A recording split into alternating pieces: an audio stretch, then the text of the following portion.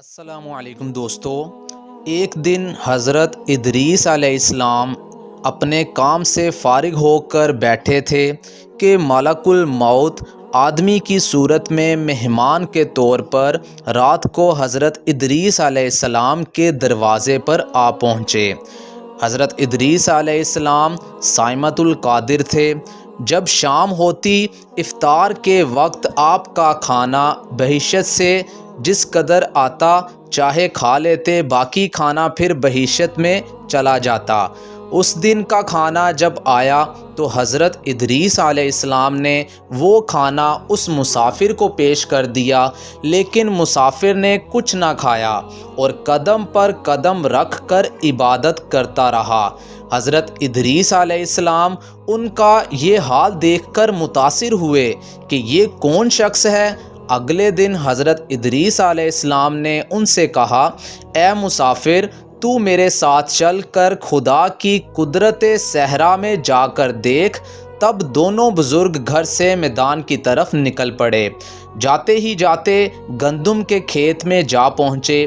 ملک الموت نے کہا کہ چلو چند گوشے گندم کے لے کر دونوں کھاتے ہیں۔ حضرت ادریس علیہ السلام نے فرمایا، عجیب بات ہے، رات کو تو نے حلال کھانا نہ کھایا، اب حرام کھانا کھانا چاہتا ہے۔ یہ وہاں سے دونوں بزرگ دوسرے باغ میں پہنچے اور وہاں بھی انگور کو دیکھ کر حضرت اسرائیل علیہ السلام نے کھانے کا قاصد کیا۔ حضرت ادریس علیہ السلام نے فرمایا کہ غیر کی ملکیت میں تصرف حرام ہے۔ پھر جاتے جاتے ایک بکری دیکھ کر حضرت اسرائیل علیہ السلام نے کھانے کا ارادہ کیا۔ حضرت ادریس علیہ السلام نے کہا کہ بیگانے کی بکری کو ذبح کر کے کھانا ممنوع ہے۔ اس طرح 3 روز تک دونوں باہم گفتگو کرتے رہے۔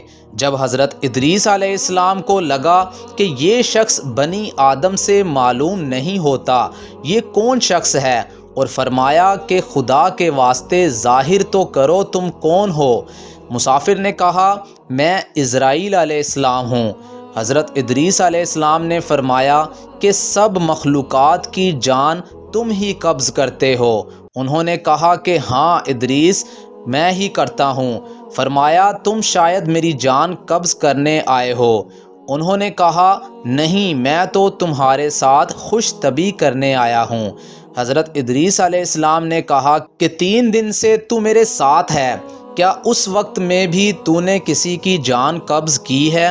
وہ بولے، تمام روحوں کو قبض کرنا ہمارے ہاتھ میں ایسے ہے جیسے تمہارے دونوں ہاتھ کے نیچے روٹی رکھی ہوئی ہے، یعنی جس کی موت کا حکم ملتا ہے، اللہ پاک کے حکم سے میں ہاتھ بڑھا کر اس کی جان قبض کر لیتا ہوں۔ اور بولا، اے حضرت ادریس علیہ السلام، میں چاہتا ہوں کہ تیرے ساتھ رشتہ داری قائم کروں۔ حضرت ادریس علیہ السلام نے فرمایا کہ میں تیرے ساتھ رشتہ داری قائم کروں گا، آپ مجھ کو روح قبض کرنے کی کرواہٹ سکھا دیں تاکہ مجھے زیادہ خوف اور عبرت ہو، میں اپنے خالق کی زیادہ عبادت کروں۔ ملک الموت نے کہا کہ میں اللہ کی رضا کے بغیر کسی کی جان قبض نہیں کر سکتا۔ تب حضرت ادریس علیہ السلام نے خداوند قدوس کی بارگاہ میں عرض کی اور پھر جان قبض کرنے کا حکم ہونے پر جان قبض کر لی گئی۔ پھر ملک الموت نے خدا کی بارگاہ میں دعا مانگی اور اللہ پاک نے ان کو زندہ کر دیا۔ حضرت ادریس علیہ السلام نے ملک الموت کو اپنی گود میں لے لیا اور دونوں نے آپس میں رشتہ داری قائم کر لی۔ پھر ملک الموت نے ان سے پوچھا، اے ادریس علیہ السلام، جان نکلنے کی تلخی کیسی تھی؟ وہ بولے، جیسے کسی زندہ جانور کی کھال سر سے پاؤں تک ادھیڑی جاتی ہے۔ ملک الموت نے کہا، اے بھائی، قسم ہے رب العالمین کی، جیسے میں نے تیرے ساتھ احسان کیا ایسا میں نے کسی کے ساتھ نہیں کیا۔ حضرت ادریس علیہ السلام نے فرمایا اے بھائی مجھے دوزخ کے دروازے تک لے چل تاکہ اس کو دیکھ کر مجھے خوف الہی زیادہ ہو جائے اور میں زیادہ عبادت کروں اور بندگی کروں۔ تب ملک الموت نے اللہ کے حکم سے ان کو دوزخ کے 7 طبق دکھائے۔ پھر حضرت ادریس علیہ السلام بولے اے بھائی مجھے جنت دیکھنے کی آرزو ہے، دیکھ کر خوشی حاصل کروں گا اور عبادت زیادہ سے زیادہ کروں گا۔ ملک الموت ان کو بہشت کے دروازے پر لے گئے۔ پھر انہوں نے بہشت کے مناظر اپنی آنکھوں سے دیکھے۔ پھر کہنے لگے اے بھائی میں جان کی تلخی سہ چکا ہوں۔ پھر دوزخ بھی دیکھی اور میرا جگر پیاس کے مارے جل رہا ہے، اجازت ہو تو بہشت میں جا کر ایک پیالہ جام کا پی لوں۔ تب انہوں نے کہا ہاں اگر تم واپس آنے کا وعدہ کرو۔ شاید پیاس کی وجہ سے حضرت ادریس علیہ السلام نے واپس آنے کا عہد کیا اور باحکم الہی اپنے نالین درخت طوبہ کے نیچے چھوڑ کر بہشت میں داخل ہو گئے، کیونکہ باہر آنے کا عہد کیا تھا اور نالین کو بھی درخت کے نیچے چھوڑ آئے تھے۔ کچھ دیر بعد ملک الموت نے ان کو آواز دی اے بھائی تاخیر مت کرو۔ تو جواب میں حضرت ادریس علیہ السلام نے فرمایا اے مشفق جوار، عالم فرماتا ہے ہر نفس کو موت کا مزہ چکھنا ہے۔ اب تو میں جان کنی کا مزہ چکھ چکا ہوں اور میں دوزخ میں بھی پہنچ چکا ہوں، اور یہ بھی اللہ عز و جل فرماتا ہے ان کو وہاں کوئی تکلیف نہ پہنچے گی اور نہ ہی ان کو وہاں سے نکالے گا، یعنی جو بہشت میں گیا واپس نہ نکالا جائے گا۔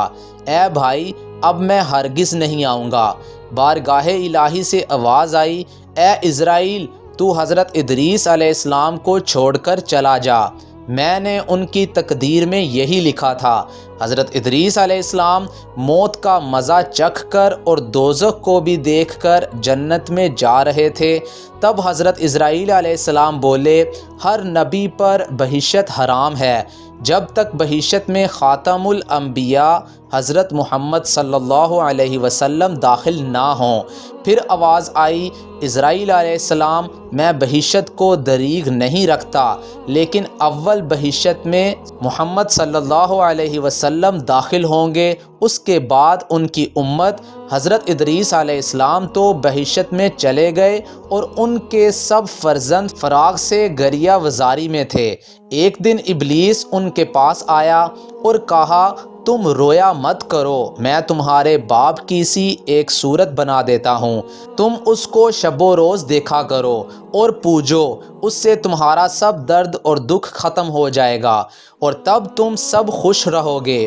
اب ابلیس نے ایک ایسی صورت بنائی کہ حضرت ادریس علیہ السلام کی شکل اور بت میں کوئی فرق نہ تھا اور وہ لوگ اس صورت کو پوجا کرتے تھے، یہاں تک کہ رفتہ رفتہ بت پرستی تمام عالم میں پھیل گئی۔